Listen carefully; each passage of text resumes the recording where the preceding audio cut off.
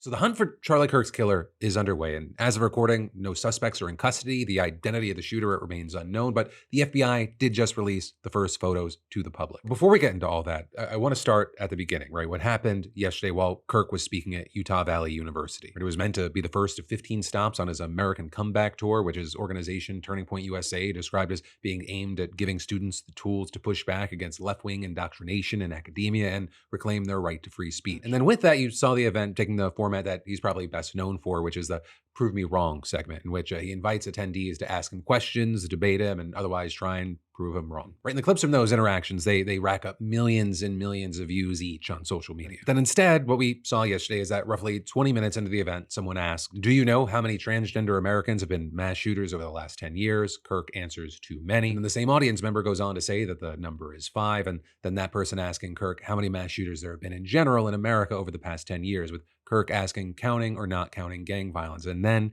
he got shot in the neck. As we talked about yesterday, it was horrific.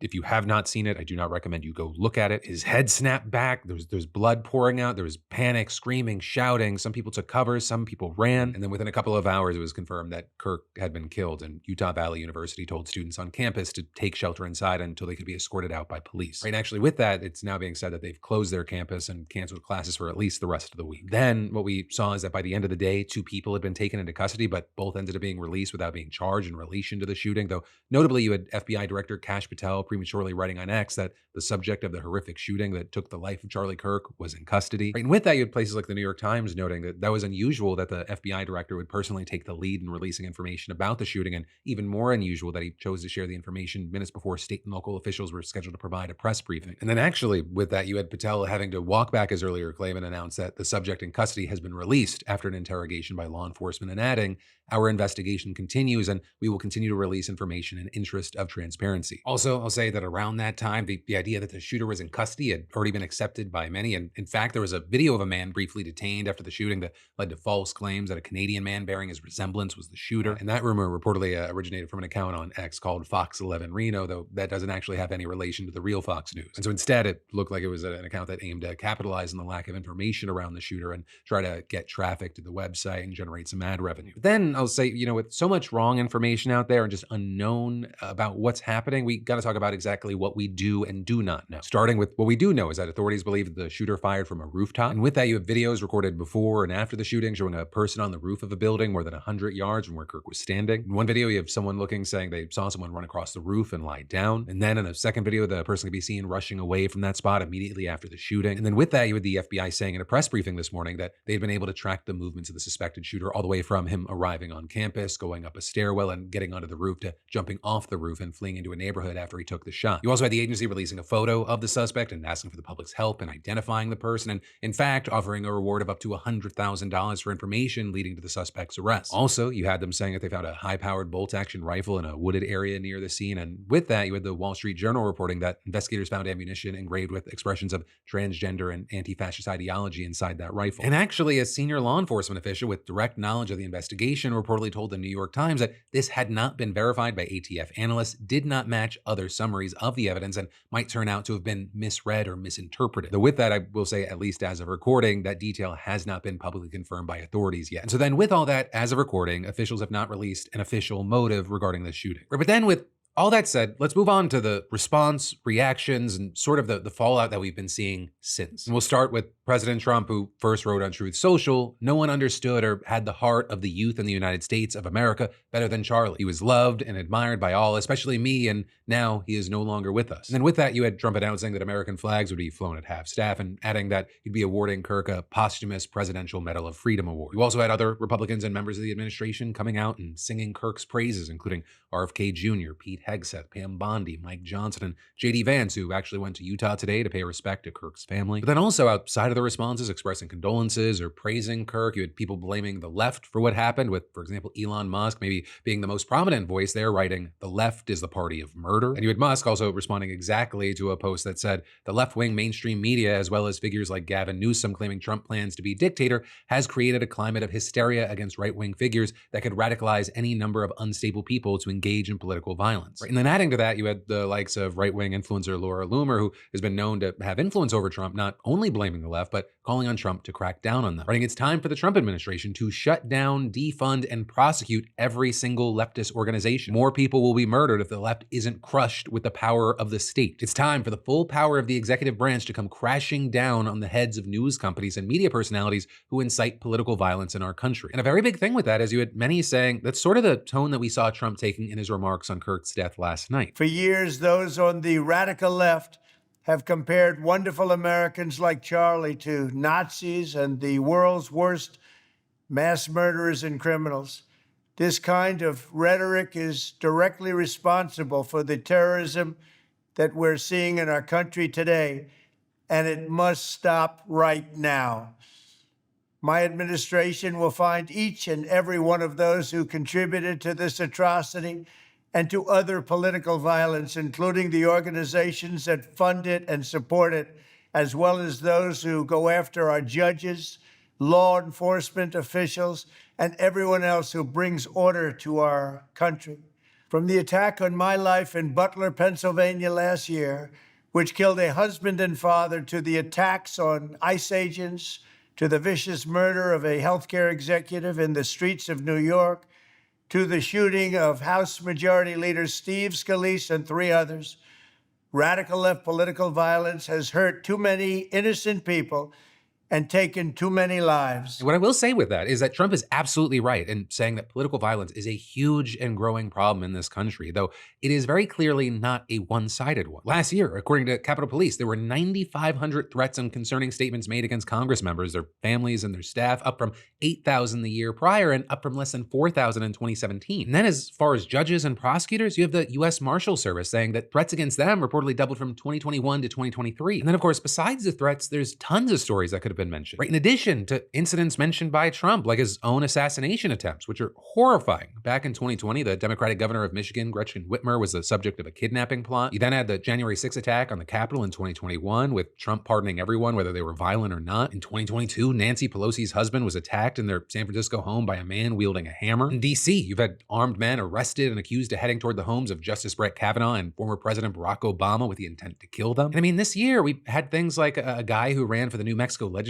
as a Republican being convicted for planning a politically motivated shooting spree against 4 Democratic officials. You had a guy shooting up the CDC after allegedly falling prey to misinformation about the COVID-19 vaccine. And you had a guy with a list of dozens of other potential Democratic targets killing Minnesota's House Speaker Melissa Hortman and her husband Mark, while also wounding State Senator John Hoffman and his wife Yvette. You might remember after that, you had people like Republican Senator Mike Lee writing a mocking post on X saying "Nightmare on Wall Street," or with him also pushing conspiracy theories, trying to blame that act of political violence on Marxists. And while the reactions online from everyday people, there's been a range of them in those situations and with this Kirk one. In response to Kirk's death, we've seen universal condemnation from the country's most prominent Democrats, including Obama, Biden, Harris, Bernie Sanders, AOC, Zoran Mamdani, and the list goes on. Right, all more or less saying political violence is no place in America and must be rejected in all forms. Now again, with that, to be very clear, it is not that no one is saying horrible stuff about Kirk's death. There are people that are out there celebrating, saying that he got what was coming to him, people pointing to his stance on gun control. Also with that, people posting this clip in particular that's been making the rounds. I think it's worth to have a cost of, unfortunately, some gun deaths every single year so that we can have the Second Amendment to protect our other God-given rights. That is a prudent deal. It is rational. Right, and in general, we've seen a lot of people yelling at each other. Right, in fact, we saw a shouting match break out in Congress yesterday with Mike Johnson pausing the House in the middle of a series of votes to call for a moment of silence and prayer for Kirk. And for around 30 seconds, people from both parties, they respected the moment of silence. But when Johnson tried to get things going again, Lauren Boebert started calling for him to have someone lead a spoken prayer for Kirk, who at the time was reported to be in critical condition. With Boebert saying, I believe, silent prayers get silent results. And then you had several Democrats objecting, pointing out that there was also a school shooting earlier in the day, which we'll also talk about soon, and saying that there was no prayer for those kids. But then you had Anna Paolino Luna, a Florida Republican who was close to Kirk, starting to angrily yell back, saying to Democrats, you all caused this. And then as other Republicans began yelling at Democrats, you had at least one Democrat responding, pass some gun laws. But then many noting that Utah, where Kirk was killed, it has some of the most relaxed gun laws in the country, allowing the purchase and possession of firearms in most cases without a permit or a license. And then also with that, you had people pointing to, in May, Utah lawmakers actually updating state law to allow the open carry of weapons with a permit on college campuses. Though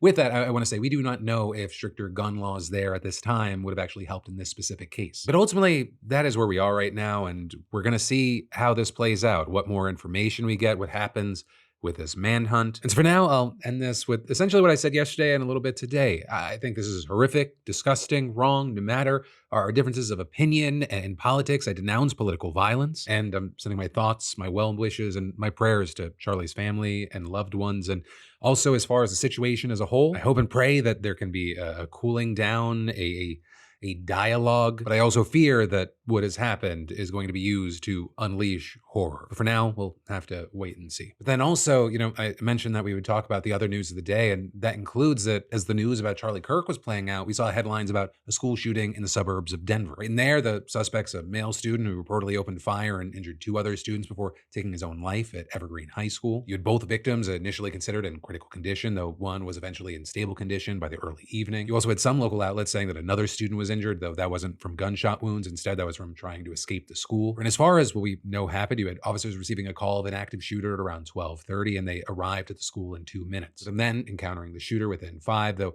they reportedly didn't use their weapons. Right? And reportedly, there were hundreds of witnesses to what happened, and right now, we don't know if the victims shot were specifically targeted. And it's also unclear where the shooting started, but you had investigators saying that shots were fired both in and outside of the building. And right now, there's still an ongoing investigation into this person and their locker, car, home, and social media. It's all going to be looked at to identify a motive. Today, you also had the authorities identifying the 16-year-old suspect and saying that he was radicalized by an extremist network, though they didn't elaborate any further on that. The whole thing obviously terrifying students in the community, with also the New York Times speaking to one mother who received a text from her teen daughter saying, "Someone just shot up the school, Mom. I'm so scared, Mom." With that mom then saying that she just vomited from how crazy it was. You also had reports of things saying that students who heard the shots, they were running in every direction away from the school, and you had things like 18 of them reportedly making it to a nearby house and pounding on the door, asking for help, with that person that lived there telling local news, they're a retired educator, his wife's a retired nurse, and they took them in. In all of this, given everything that we're seeing, it has people underscoring the issue of school shootings. According to reports, there have been 47 so far this year, which have killed 19 people and injured 77 others. There was one in Minnesota just 2 weeks ago, and Evergreen High School, the site of yesterday's shooting, it's actually in the same district as the Columbine High School. So with that, you also had Tracy Dorland, the superintendent of the district, issuing a statement saying, "We cannot pretend this is just another tragic incident. The pain of this incident reopens old wounds. I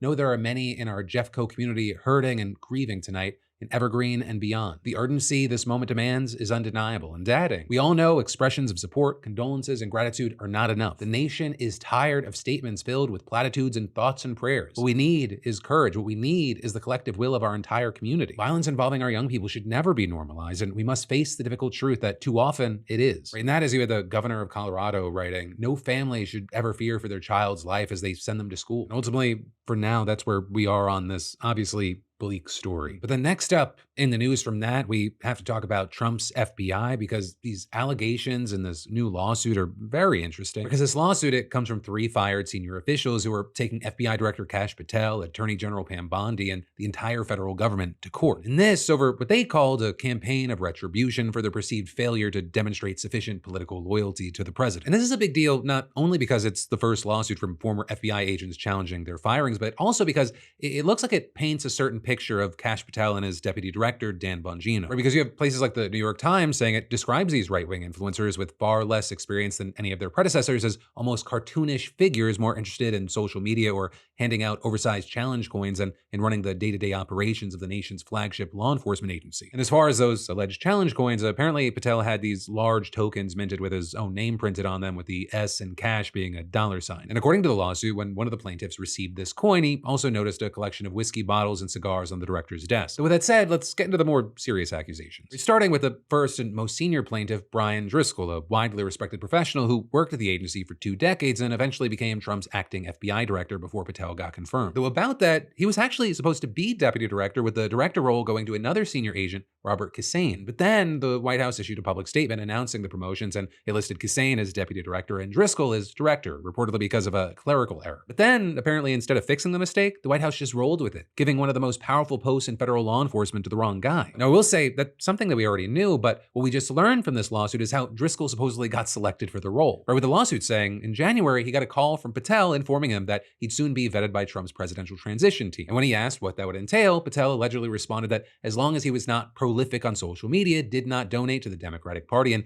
did not vote for Kamala Harris, he'd be fine. Right? And then when the call came, he says that the man on the other end was Paul Ingracia, a then 29-year-old political appointee with zero prior experience in the White House, DOJ, or FBI. But then, seemingly more concerning, the questions allegedly included: who did you vote for? When did you start supporting President Trump? Have you voted for a Democrat in the last 5 elections? Do you agree that the FBI agents who stormed Mar-a-Lago should be held accountable? What are your thoughts on diversity, equity, and inclusion? But then Driscoll saying that he refused to answer most of those questions, reportedly informing Ingracia, whom he would later be told did not understand how the government worked, that talking politics on the job would violate the Hatch Act. But then, despite having been told he failed the interview, Driscoll says then acting Deputy Attorney General Emile Beauvais vouched for his character and he got him appointed anyway. Though, almost as soon as he entered his new office, Driscoll's character was apparently put to the test. With the lawsuit alleging that Beauvais demanded the names of every FBI agent or employee across the country who was involved in the January 6th prosecution, to which Driscoll says he informed him that the list would include thousands of people, and to emphasize the magnitude and breadth of the request,